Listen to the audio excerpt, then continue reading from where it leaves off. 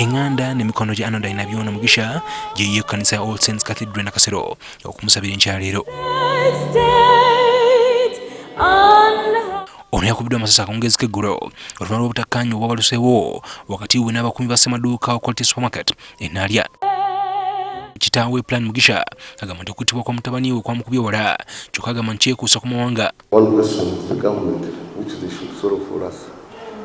I believe Arnold was shot because of tribalism, that is a Munyakoli. Government should help us. And we are talking so in the background. Because he was brown. Arnold doesn't know even that he was from West.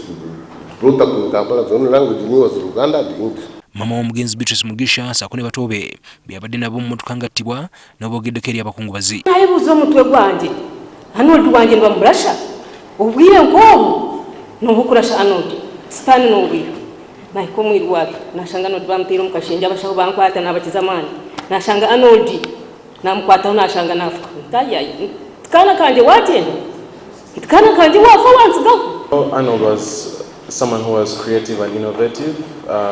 To be honest, the idea of the hickory starting up was all Arnold's idea. Tata wa Arnold Ainebyona omuto ate nga munnamagye Meya General Ambrose Musinguzi yannyambidde olw'emmundu eziyitiridde mu mikono gy'abantu baalumiriza nti basaanidde zikwata. Police, which is in charge of these criminals that they are called security guards, do you control them? Because me, I compare them with the Mai rampaging in the Congo. I don't think there are any rules of engagement. Who controls it? But people are trained for one day, they are given guns. You go across the border, you worked in Kenya.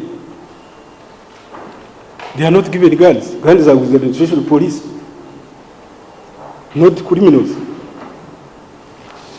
But everybody has a gun. Everybody has a gun. They are not trained to handle. I think the government must do something about it.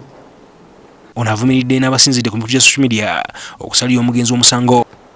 Social media, you go to WhatsApp and talk. Why don't you first wait for the police report? We are with the police the whole day.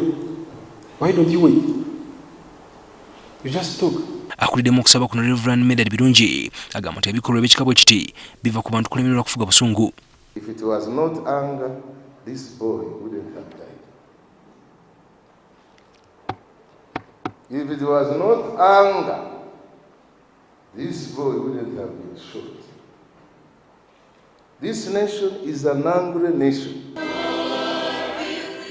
Omubiri gwa Arnold Ainebyona Mugisha gwagalamizibwa ku bijja bajjajjaabe olunaku lwokutaano ku kyalo Lubaale ekisangibwa mu disitulikiti y'Entungamu.